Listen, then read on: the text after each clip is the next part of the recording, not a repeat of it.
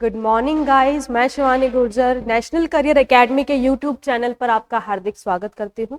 दोस्तों, जैसे कि हमने कल 2 चैप्टर्स की समरी एक्सप्लेनेशन भी देखी, थीम भी देखी और जो मेन कैरेक्टर्स थे उनकी भी स्टडी करी। आज हम चैप्टर लेके आए हैं जो है कि डीप वाटर, है ना। और डीप वाटर चैप्टर किसने लिखा है? विलियम डगलस ने। किसने लिखा है भाई? विलियम डगलस ने, है ना। इस चैप्टर के अंदर हमें क्या पता चलेगा? हमें जब इस चैप्टर की स्टडी करेंगे ना, तब इस चैप्टर के बाद हमें ये पता चलेगा कि कैसे असफलता से सफलता की ओर मूवमेंट होता है। जैसे आप असफल हुए, फिर आपने ट्राई किया, फिर आप सफल हुए, फिर असफलता मिल अगर गई, सफलता असफलता सफलता असफलता लगी रहती है। लेकिन अगर एक टाइम के बाद आपको असफलता के बाद सफलता प्राप्त होती है तो आप बहुत ही ज्यादा मोटिवेटेड हो जाते हैं और आपको क्या लगता है कि हाँ, मैंने मेहनत करी है सफलता को प्राप्त करने के लिए। तो क्या है भाई चैप्टर का नाम? Deep water. किसने लिखा है?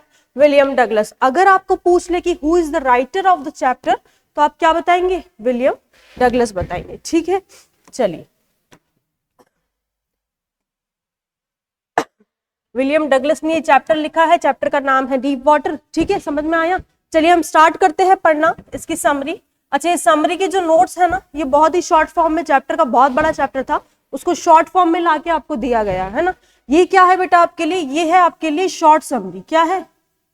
शॉर्ट समरी भी है और एट द सेम टाइम ये आपके लिए है कॉमन समरी, है ना। यानी चैप्टर की कॉमन समरी भी यही कहलाएगी और चैप्टर की शॉर्ट समरी भी यही कहलाएगी।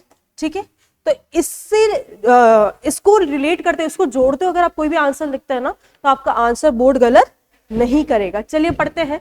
The narrator's mother warned him of the Yakima river and reminded him of the droning incidents there. क्या होता है? नरेटर की जो मदर है, नरेटर कौन है बेटा? विलियम डगलस है। नरेटर की मदर ने क्या बोला? वार्निंग दी कि बेटा तू याकिमा रिवर में जा तो रहा है, क्या करने के लिए? प्रैक्टिस करने के लिए, लेकिन याकिमा रिवर जो है ना, वो बहुत ही खराब है, बहुत ही डीप है और उसके अंदर मैंने बहुत सारे ड्रोनिंग इंसिडेंट सुने हैं। ड्रोनिंग इंसिडेंट्स यानी डूबने के इंसिडेंट्स की। कोई भी वहां पे स्विमिंग करने के लिए जाता है तो वो क्या हो जाता है भाई? अलग डेप्थ तक चला जाता है, आगे चला जाता है और वो उसमें डूब जाते हैं। YMCA पूल, कौन सा पूल है बेटा? पूल का नाम है YMCA और जो रिवर है उसका नाम है याकिमा रिवर, है ना। कंफ्यूज नहीं होना है। याकिमा रिवर आ जाए तो कौन सी है? रिवर आ जाए तो कौन सी है? याकिमा रिवर है। और अगर पूल का नाम आ जाए तो कौन सा पूल है बेटा? YMCA pool। ठीक है, तो YMCA pool was considered safe because of the swimming facility it provided। अब ये वाला जो पूल था ना, ये 3 से 4 फीट ही ऊंडा था, इतना ही गहरा था, तो ये सेफ था, है ना। सेफ था क्यों? क्योंकि यूजुअली जो हाइट होती है वो 5 से 7 फीट की होती है उधर अमेरिकन में। तो अगर ये 3 से 4 फीट गहरा है और उसके अंदर अगर स्विमिंग प्रैक्टिस करे तो कोई दिक्कत नहीं है, कोई डूबने की प्रॉब्लम नहीं आएगी। तो क्या बोला था उसने सबसे पहले? विलियम डगलस ने, उसकी मदर ने बोला था कि याकिमा रिवर में आपको नहीं जाना है बेटा, वो बहुत डीप है और उसके अंदर आप डूब भी सकते हो। पहली चीज। दूसरी चीज, विलियम डगलस फिर हमें बताता है कि YMCA पूल जो है वो काफी इतना डेप्थ में नहीं, इतना गहरा नहीं है, 3 से 4 फीट ही गहरा है, तो वो सेफ है, ठीक है, स्विमिंग करने के लिए। इसके बाद the author developed fear towards water from an early age. अब जो विलियम डगलस होते हैं वो छोटी ही एज में उनको एक डेवलप हो जाता है, डर डेवलप हो जाता है। किससे? पानी से। अब वो कैसे हुआ भाई? वो ऐसे हुआ कि his first misadventure happened when he was 3 to 4 years old in California। He was overpowered by the waves when he was at the beach with his father। क्या होता है कि जब वो 3-4 साल का होता है ना, तो वो कैलिफोर्निया जाता है अपने पापा के साथ बीच पे, है ना। तो क्या होता है कि बीच पे वो गए हैं, उसके फादर और वो है, तो बीच पे जो वेव्स आती है ना, जो लहरें आती है, तो वो था तो 3-4 साल का, तो 3-4 साल के बच्चे को वो जो वेव्स थी वो बहुत भारी भारी थी, तो उसको लेके चली गई साथ में। तो वो क्या था भाई? वो उसके लिए एक बहुत बड़ा मिस एडवेंचर था। और कौन सी एज में? 3 से 4 साल की एज में मिस एडवेंचर था। क्वेश्चन आ जाए कि पहला मिस एडवेंचर, पहली ट्रेजेडी विलियम डगलस के साथ कब हुई थी? 3 से 4 साल की आयु में हुई थी। जब वो कहाँ गया था? जब वो कैलिफोर्निया गया था। और किसके साथ गया था? अपने पापा के साथ गया था। तो कैलिफोर्निया बीच पे अपने पापा के साथ जब वो गया था 3 से 4 साल की उम्र में, तब उसके साथ पहला मिस एडवेंचर हुआ था। क्या हुआ था भाई? कि लहरें उसको साथ में लेके चली। ठीक है, दिस एक्सपीरियंस इन ग्रेट ये है इनग्रेन्ड, है ना, बीज बो देते हैं ना। This experience ingrained in him a fear of water. तो इसने क्या बोला, इस एक्सपीरियंस ने सबसे पहले 3 से 4 साल की उम्र में जो उसका एक बहुत बुरा एक्सपीरियंस था, उसने बीज बो दिया। किसका बीज बो दिया? डर का बीज बो दिया। किसके अंदर? विलियम डगलस के अंदर। When he was about 11 years old, he joined YMCA to learn swimming. अब सबसे पहले उसने क्या बताया? देखो, सबसे पहले उसने ये बताया कि वो याकिमा रिवर जा रहा था। याकिमा रिवर के साथ उसने YMCA पूल जो कनेक्टेड था 3 से 4 फीट ही ऊंडा था, ठीक है। फिर उसकी मम्मी ने बोला भाई याकिमा मत जाना, YMCA तो ठीक है, वो इतना डीप नहीं है। तो इसके बाद वो अपन को शुरू से स्टोरी यहाँ से बताना स्टार्ट करता है। यानी स्टोरी कहाँ से स्टार्ट हो जाती है उसकी? ठीक है, ये जनरल इंट्रोडक्शन देता है, स्टोरी यहाँ से स्टार्ट हो जाती है। अब वो क्या बोल रहा है कि मैं जब 11 साल का था तब मैं YMCA पूल गया था। यानी किस एज में ऑथर YMCA पूल गया? जब वो 11 साल का था। चलिए, initially he felt shy to walk in the pool exposing his skinny legs, but after 2-3 days he begin feeling at ease. अब क्या होता है कि वैसे तो शुरू में तो उसको बहुत अनकंफर्टेबल लग रहा है कि मैं कैसे अपने पैर, मतलब वो एकदम शॉर्ट्स वगैरह पहनते हैं ना स्विमिंग के लिए, तो मैं कैसे अपने ऐसे लेग्स दिखाते हुए लोगों के सामने जाऊं। लेकिन फिर थोड़े टाइम बाद सब लोगों को वो देखने लग गया ना, तो देखने लग गया तो उसके साथ उसने क्या देखा कि चलो ठीक है, कंफर्टेबल होना स्टार्ट वो हो गया। But that was when the misadventure happened. A boy bullied him and tossed him at the deeper end of the pool. अब क्या होता है, 3 से 4 साल की उम्र में उसके साथ एक मिस एडवेंचर हुआ जिसमें वो वेव्स लेके चली गई। अब जब वो 11 साल का था, जब वो YMCA पूल गया, तब क्या हुआ, एक अच्छा हष्ट पुष्ट लड़का आया, ठीक है। उसने क्या करा, बोला, जो विलियम डगलस बैठे थे आराम से, उनको उठाया और धाड़ लेके पानी में फेंक दिया। अब भाई धाड़ लेके पानी में, एकदम वो तो शांति से बैठा है, किसी का वेट कर रहा है कि भाई कोई और आए स्विमर्स तो मैं उनके साथ स्विमिंग करूंगा। लेकिन क्या किया उस आदमी ने, उस लड़के ने उसको उठाया और धाड़ टॉस, कैसे अपन सिक्का कैसे उठाते, ऐसे उछालते है ना, तो सिक्के के जैसे उसको उछाल के पानी में फेंक दिया। अब वो उसके लिए सेकंड मिस एडवेंचर था। यानी 3 से 4 साल की उम्र में एक मिस एडवेंचर हुआ, 11 साल में एक और मिस एडवेंचर हुआ। वैसे ही वो डरा हुआ था, पानी से डरा हुआ था ना, उसको स्विमिंग से भी डर लग रहा था, उसको पानी से भी डर लग रहा था। तो अब उसको सेकंड मिस एडवेंचर 11 साल की उम्र में उस लड़के ने किया। तो क्या किया, टॉस्ड हिम, यानी उछाल के फेंक दिया eight the deeper end of the pool, सबसे नीचे धाड़, एकदम प्रेशर से गया वो धाड़ पानी में। तो एक और सेकंड मिस एडवेंचर उसके साथ हुआ। The narrator struggles to come out of the water but failed.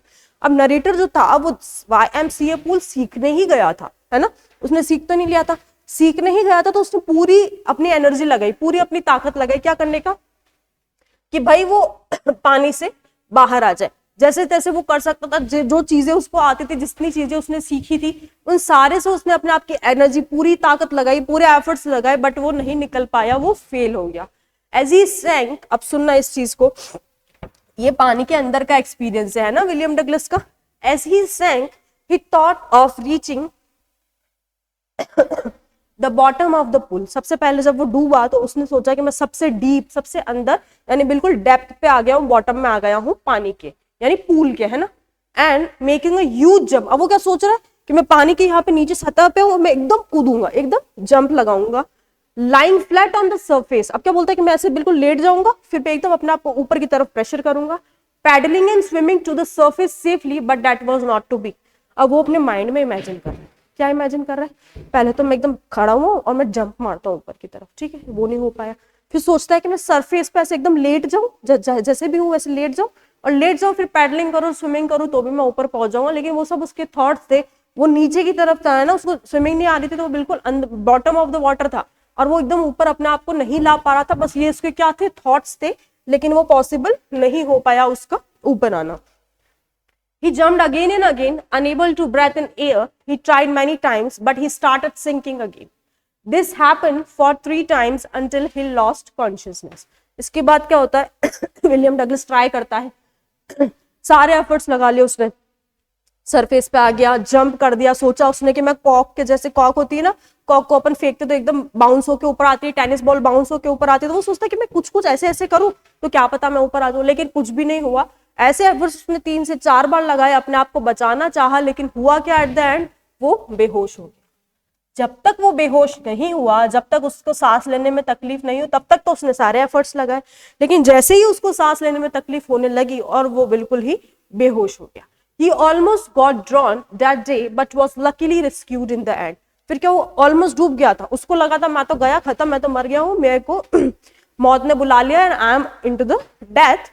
लेकिन क्या होता है, जो उसको सेव करने के लिए वहां पे जो आसपास के लोग हैं जिनको स्विमिंग आती है, उसको सेव करने के लिए उसको लकीली उसको क्या कर दिया, उसको रेस्क्यू कर दिया, यानी उसको क्या कर दिया गया भैया, उसको बचा दिया गया एट द एंड, ठीक है। The experience left a psychological scar in him, he feared water and never went to a pool again. 3 से 4 साल की उम्र में प्रॉब्लम हुई, ठीक है, 11 साल की एज में प्रॉब्लम हुई, मिस एडवेंचर 2 बार हो गए, तो अब उसको क्या हुआ, ये बहुत बड़ा मानसिक, उसके ऊपर मानसिक एक घाव छोड़ के चला गया, क्या कि भाई पानी से उसको डर लगने लग गया, और ये क्या था, साइकोलॉजिकल स्कार था, मानसिक स्कार था, मानसिक ट्रेजेडी थी उसके ऊपर, और वो उसके बाद कभी भी पूल में नहीं गया। क्यों? क्योंकि पूल में जाने के बाद उसने अपनी डेथ को महसूस कर लिया था, है ना, उसने अपनी डेथ को महसूस कर लिया था, तो वो पूल में नहीं गया। As he grew up he failed to enjoy any water activity and sports. फिर क्या होता है, थोड़ा टाइम निकलता है, उसकी एज निकलती है ना, फिर वो बड़ा होता है, और यूजुअली अमेरिकन कंट्रीज में, ब्रिटिश कंट्रीज में क्या होता है, वाटर स्पोर्ट्स बहुत ह्यूज लेवल पे खेले जाते हैं ना, चाहे वो आइस हॉकी हो गया, आइस वाले गेम्स खेले जाते हैं, चाहे वो वाटर के अंदर जितने भी स्पोर्ट्स होते हैं, है ना, फिशिंग हो गया, ये सारी चीजें अमेरिकन कंट्रीज में बहुत खेली जाती है। तो उसको क्या लगा कि भाई मैं तो बिल्कुल इंजॉय नहीं कर पा रहा हूँ कोई सी भी वाटर एक्टिविटी, क्योंकि मेरे को तो लगता है डर, तो अब क्या करूं। अब उस डर से ओवरकम होने के लिए उसने क्या किया, tired of his handicap he decided to learn swim. अब वो अपने डर से ओवरकम होने के लिए, वो अपने फियर से ओवरकम होने के लिए उसने क्या किया, उसने स्विमिंग सीखना वापस स्टार्ट किया। यानी 11 साल की उम्र में उसके साथ जो मिस एडवेंचर हुआ, उसको ओवरकम करने के लिए उसने स्विमिंग करना सीखना चाहा, ठीक है। इतनी बात हमें समझ में आ गई। चलिए नेक्स्ट आता है, he appointed an instructor and worked hard 5 days a week, an hour each day। इसके बाद क्या हुआ, अब स्विमिंग सीखने तो उसने एक प्लानिंग करी, क्या प्लानिंग करी कि मैं 5 दिन हफ्ते के और 1-1 घंटा रोज मेरे इंस्ट्रक्टर से स्विमिंग सीखूंगा। इंस्ट्रक्टर ने उसको day by day different steps, her type की स्विमिंग उसको सिखाई, और एट द एंड उसको बिल्कुल ट्रेन कर दिया, बिल्कुल ट्रेन स्विमर बना दिया, ठीक है। The instructor built a swimmer out of him. क्या करा इंस्ट्रक्टर ने, अच्छी खासी 3-4 महीने की ट्रेनिंग देके उसको बहुत अच्छा स्विमर बना दिया। यानी पहले वो डरता था स्विमिंग से, है ना, अब उसके बाद उसने इंस्ट्रक्टर को अपॉइंट किया। इंस्ट्रक्टर को अपॉइंट करने के बाद इंस्ट्रक्टर ने उसके अंदर बहुत अच्छा स्विमर बिल्ड कर दिया। When he finally learned all the techniques of swimming, he decided to evaluate himself। अब जब उसको पता चल गया कि भाई ठीक है, मेरे को सारे टाइप की स्विमिंग करना आ गया है, मैं हर तरीके से स्विम कर सकता हूँ, तो क्यों ना मैं अपने आप को इवेल्युएट करूँ, क्यों ना मैं अपने आप का टेस्ट लूँ। जैसे नॉर्मल एग्जांपल मैं लूँ कि आपको कोई टॉपिक बहुत अच्छे से लर्न है, ठीक है, लर्न है, और अब आप चाहते हो कि मैं देखूंगी मेरे को कितना याद है, अगर इसी के रिलेटेड क्वेश्चन आंसर्स मेरे सामने एग्जाम में आ जाते हैं तो मैं क्या करूंगा, ठीक है। तो फिर इसके लिए आप क्या करेंगे, इसके लिए आप टेस्ट सीरीज ज्वाइन करेंगे, है ना, आप एग्जाम्स देंगे, आप टेस्ट देंगे, उस क्वेश्चन का आंसर लिखने की कोशिश करेंगे। तो ये क्या किया आपने, या आपने अपना सेल्फ इवैल्यूएशन किया। तो जो विलियम डगलस थे वो भी क्या चाहते थे कि मैं भी अपने आप को इवैल्यूएट करूंगा। अब उसने इवैल्यूएट कैसे किया भाई, he visited the pool and practice solo. अब इतने दिन तक तो वो क्या कर रहा था इतने दिन तक वो इंस्ट्रक्टर के साथ था, है ना। अब उसने क्या किया, अब वो गया और उसने अकेले प्रैक्टिस करना स्टार्ट किया जहां पे कोई भी नहीं था। पहले तो उसको था कि मेरा एक बैक सपोर्ट है, इंस्ट्रक्टर है, ठीक है, तो मैं कर लूंगा, लेकिन अब इवैल्यूएशन का टाइम आ गया, अब रिजल्ट का टाइम आ गया कि इतने दिन तक सीखा तो उसका क्या निष्कर्ष निकला। तो उसने सोलो यानी क्या होता है, अकेले प्रैक्टिस करा, किसको, स्विमिंग को। तो वो कहाँ गया, पूल में गया। He even went to different places out there in the end to see if he could truly master his fears, ठीक है। क्या बोलते हैं कि अब पूल के साथ साथ वो ऐसे ओपन स्विमिंग एरियाज में भी गया जहां पे वो जाके अपने स्विमिंग टेस्ट कर सके कि भाई पूल तो ठीक है, ज्यादा फिट ऊना नहीं होता है, ज्यादा गहरा नहीं होता है, लेकिन हाँ वो डिफरेंट ओपन एरियाज में गया, डिफरेंट एरियाज में भी गया जहां पे वो क्या कर सके, अपने फियर्स के ऊपर उसने मास्टर कर ली है कि नहीं कर ली है, ये चेक करने के लिए वो गया। With his strong will power and determination he perfected his swimming abilities and overcome his fear. अब उसमें क्या थी भाई, उसमें स्ट्रॉन्ग विल पावर थी, यानी एक अपने आप को उसने सेल्फ मोटिवेटेड किया था असफलता के बाद कि नहीं मुझे सफल होना है, ठीक है। और एक क्या थी, डिटर्मिनेशन, डेडिकेशन, कंसिस्टेंसी उसने रखी सीखने में। तो उसने क्या किया भाई, उसने at the end perfected his swimming abilities, यानी उसने अपनी स्विमिंग एबिलिटीज को अपने डिटर्मिनेशन के साथ और अपने स्ट्रॉन्ग विल पावर के साथ, यानी बहुत सीखने की इच्छा के साथ उसने वो जीत लिया और वो अपने आप में परफेक्ट स्विमर बन गया, ठीक है। The story shows that how with hard work and dedication we can overcome our fears and problems. तो क्या बताती है स्टोरी? इस स्टोरी का अगर आपसे थीम पूछ ले तो ये जो 2 लाइनें हैं ना, इससे आप पूरी कंप्लीट थीम क्रिएट कर सकते हो अपनी। क्या कि भाई स्टोरी क्या बताती है हमको कि हम अगर स्ट्रॉन्ग हार्डवर्क करेंगे, ठीक है, अगर हम पूरा डेडिकेशन देंगे किसी चीज में, है ना, और उसमें कंप्लीट अपने डिटर्मिनेशन लगाएंगे, तो उसके बाद हम डेफिनेटली ओवरकम कर सकते हैं अपने फियर्स को। कोई भी प्रॉब्लम हमारे सामने आई है तो उस प्रॉब्लम को भी हम सॉल्व कर सकते हैं। अगर हमें उसको प्रॉब्लम को सच में सॉल्व करने की इच्छा है, अगर हमें उस चीज को सीखने की सच में इच्छा है और हम चाहते कि हाँ ये चीज मैं करूं, तो हम डेफिनेटली कर लेंगे। लेकिन अगर आप चाहते ही नहीं है कि भाई मैं ये चीज नहीं कर सकता, मेरे को मन में मानसिकता अपन ने ऐसे बना ली कि नहीं मेरे को तो ये याद ही नहीं होता, जैसे इंग्लिश का फियर है आप सब लोगों में, आप कितना डरते हो इंग्लिश से कि इंग्लिश तो होगी नहीं, इंग्लिश ले डूबेगी, इंग्लिश ये इंग्लिश वो। लेकिन अगर आप जेन्युइनली आधा घंटा बैठ के इंग्लिश पढ़ना स्टार्ट कर देंगे ना जिस दिन से, उस दिन से आपका इंग्लिश का जो डर है ना बिल्कुल खत्म हो जाएगा। क्योंकि हर एक इंसान लिविंग बीइंग जब बनता है ना उसके बाद ही पढ़ना और लिखना सीखता है ना। तो इंग्लिश भी आपका एक सब्जेक्ट है, उस सब्जेक्ट से अगर आप डरेंगे ना, उस सब्जेक्ट अगर आप ओवरकम आना ना उस डर से, तो आपको क्या करनी पड़ेगी? कंसिस्टेंसी ज्यादा पढ़ने के लिए नहीं कह रहे हैं, एग्जाम से पहले 30 + 10 मिनट्स पढ़ना है, 40 मिनट्स पढ़ना स्टार्ट कर दो, 30 मिनट तो जेन्युइनली पढ़ो और 10 मिनट जो 30 मिनट में पढ़ा है उसका रिवीजन करो। ऑटोमेटिकली इंग्लिश आपकी बहुत अच्छी हो जाएगी। क्योंकि अपन को बाहर से चीजें नहीं ढूंढ के लानी है, अपने पास 2 किताबें, उन्हीं किताबों में से पढ़ना, क्रिएटिव राइटिंग करना है, ठीक है। तो जो डर है उसको निकालना पड़ेगा आपको अपने आप के अंदर से भी, जो कि इंग्लिश का है। अब इसका जो मेन कैरेक्टर है बेटा वो है विलियम डगलस। यही राइटर है, यही नरेटर है ना। तो विलियम डगलस जी क्या कहते हैं भाई, अगर इनका कैरेक्टर स्केच ड्रॉ करने के लिए आ जाए कैरेक्टर स्केच ड्रॉ करने के लिए आ जाए ना, हमें क्या चीज लिखनी है? हमें ये वाली चीज लिखनी है, स्क्रीनशॉट ले लेना, नहीं तो कॉपी पे लिख लेना। William Douglas the narrator was honest and he very honestly confessed his fear which shows that he was a brave man. क्या बताते हैं कि विलियम डगलस जो था वो बहुत ही ऑनेस्ट थे, यानी बहुत ही ईमानदार थे, और बहुत ही ईमानदारी से उन्होंने ये बताया था कि हाँ मैं डरता हूँ पानी से, मुझे डर लगता है पानी से, मुझे फियर है वाटर का। और उन्होंने बहुत जेन्युइनली कन्फेस कर दिया चैप्टर के शुरुआत में। He knows that his fear is affecting his life and he thought he could conquer it. अब उसने क्या बोला कि उसको पता था कि जो उसका डर है ना पानी का, वो उसकी लाइफ को बहुत अफेक्ट कर रहा है, यानी वो जनरल एंजॉयमेंट ही नहीं कर पा रहा, वो वाटर स्पोर्ट्स ही नहीं कर पा रहा, तो उसको वो अफेक्ट कर रही है। And he thought he could conquer it. फिर उसने क्या सोचा, यार स्विमिंग ही तो करनी है ना, स्विमिंग ही तो करनी है जाके मुझे, तो इससे तो मैं जीत सकता हूँ भाई। भगवान तो है नहीं कि उनसे मुझे जीतना है, मुझे किससे जीतना है? मुझे स्विमिंग की स्किल सीख के उससे जीतना है, मेरे डर से जीतना है। He took all the necessary measure to confront his fear. He worked day and night to achieve his aim. अब उसने क्या किया, जितना बन सकता था, जितनी पॉसिबिलिटीज हो सकती थी, जितनी मेहनत कर सकता था, उसने सारे मेजर्स अपनाए, सारे तरीके अपनाए, और एट द एंड क्या हुआ भाई? एट द एंड उसने अपना जो गोल था वो अचीव कर लिया। His determination to get rid of his fear made it possible for him to achieve his goal. जो उसका determination था, क्या determination to get rid of his fear, यानी अपने डर से दूर जाने के लिए, कि मेरा डर मुझे इतना नहीं डरा सकता है ना, तो उससे दूर जाने के लिए उसने अपने हर एक डिटरमाइन होकर सारा काम किया और अपने गोल को अचीव कर लिया। He was humble and grounded. वो बहुत ही हम्बल था और जमीन से जुड़ा हुआ आदमी था। कैसे पता चलता है हमें ये? Even after learning to swim, he did not quite give up और बिकम ओवर कॉन्फिडेंट। अब उसको ये पता चल गया कि मेरे को बहुत अच्छे से स्विमिंग आ गई, उसने अपने आप को इवैल्यूएट कर लिया, पूल में जाके इवैल्यूएट कर लिया, या फिर उसने बड़े वाटर बॉडीज में जाके अपने आप को इवैल्यूएट कर लिया, लेकिन ओवर कॉन्फिडेंट नहीं हुआ, है ना। ओवर कॉन्फिडेंस अगर उसमें आ जाता तो फिर वो भी उसको ले डूबता है ना, वो भी उसको नेगेटिव तरफ ही लेके जाता।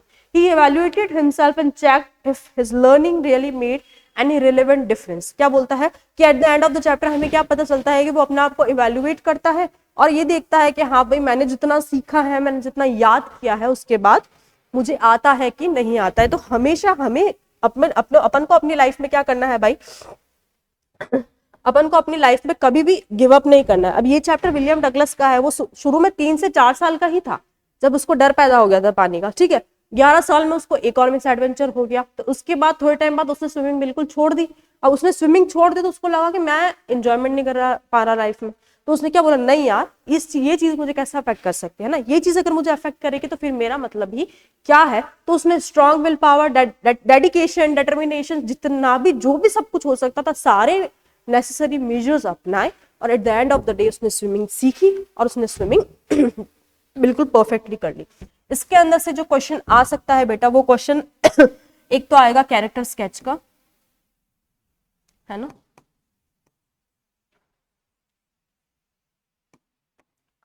किसका कैरेक्टर स्केच, एक ही है इसमें मेन कैरेक्टर। फिर इसमें आ सकता है मोस्ट इंपॉर्टेंटली, इसको तो लिख ही लेना, how William Douglas overcome his fear, कैसे किया। और एक है why did William Douglas appointed instructor. ये 3 क्वेश्चन है, ये 3 क्वेश्चन मोस्ट इंपॉर्टेंटली आपको एग्जाम में याद करके जाने हैं। 30 से 40 वर्ड्स के क्वेश्चन में बैठ सकता है, और कैरेक्टर स्केच किस में बैठेगा, 60 to 70 वर्ड्स के क्वेश्चन में बैठ सकता है। बहुत ही जेन्युइनली इनको याद करना है। एट द सेम टाइम आपके पास पैसेज भी आ सकता है ना, तो पैसेज को भी आपको इससे सॉल्व करना है। ये चैप्टर 3 का हमने कंप्लीट समरी एक्सप्लेनेशन करा है। अब इसके बाद आपको क्या करना है, 3 चैप्टर हो गए, तीनों चैप्टर का समरी एक्सप्लेनेशन बहुत अच्छे से, बहुत शांति से बैठ के पढ़ना है बेटा। ठीक है, इससे क्या होगा, जो ये शॉर्ट नोट्स है ना, उसके बाद आपको चैप्टर्स रीडिंग करने की जरूरत नहीं पड़ेगी। यूजुअली क्या होता है, एग्जाम से पहले हम चैप्टर रीड करके जाते हैं, तो चैप्टर रीड करने की बिल्कुल जरूरत नहीं है। ये जो शॉर्ट नोट्स हमने बनाए हैं, ये सारे शॉर्ट्स नोट्स आप अच्छे से रीड करके जाओ। इनको राइट लिखना है तो लिखो, स्क्रीनशॉट लेना है तो स्क्रीनशॉट लो। कंप्लीटली आपको ये चीजें बहुत अच्छे से थॉरोली पढ़नी है, ताकि क्या होगा, एग्जाम का जो एक फियर है ना इंग्लिश को लेके, वो आपका निकल जाएगा। चलिए, have a good day, thank you.